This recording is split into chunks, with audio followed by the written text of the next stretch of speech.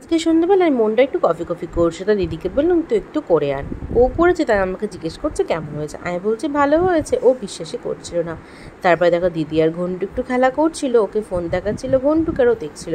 তারপরে দেখো ঘন্টুকে দিদির কাছে রেখে আমি আর মা একটু রেডি হয়ে বেরিয়ে পড়েছি। প্রথমে একটু গিয়ে খেয়ে নিলাম ফুচকা, আর তারপরে দেখো চলে এসেছিলাম শপিং মলে একটু কিছু টুকিটাকি গ্রসারি শপিং করার জন্যে।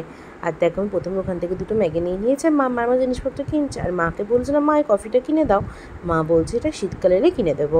আর তারপরে দেখো এত কিছু কিনেছি। তারপরে মাকে দিদি বলেছিল পরোটা কিনে আনতে, সেগুলো কিন্তু দেখো 2 ব্যাগ ভর্তি হয়ে গেছিলো। ব্যাগ দুটো কিন্তু সত্যিই খুব ভারী হয়েছিল, টেনে নেওয়া কিন্তু একদমই সম্ভব হচ্ছিল না।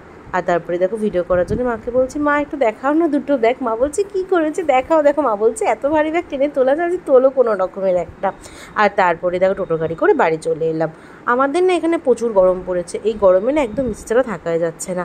আর তার মধ্যে যদি এরকম আইসক্রিম আনে তাহলে কিন্তু দিনটা জমে যায়। আর বাবা দেখো রাত্রেবেলা এরকম আইসক্রিম নিয়ে এসেছিলো, আর তাই দেখো আমরা মজা করে খাচ্ছিলাম। আর ঘন্টু দেখো খাওয়ার জন্য একবার আমার কাছে দিদির কাছে আসছিলো। লাস্ট পর্যন্ত না ঘন্টুকে 1 চামচ দিয়ে দিয়েছিলাম। আজ ভিডিওটি কিন্তু এখানে শেষ করে দিলাম।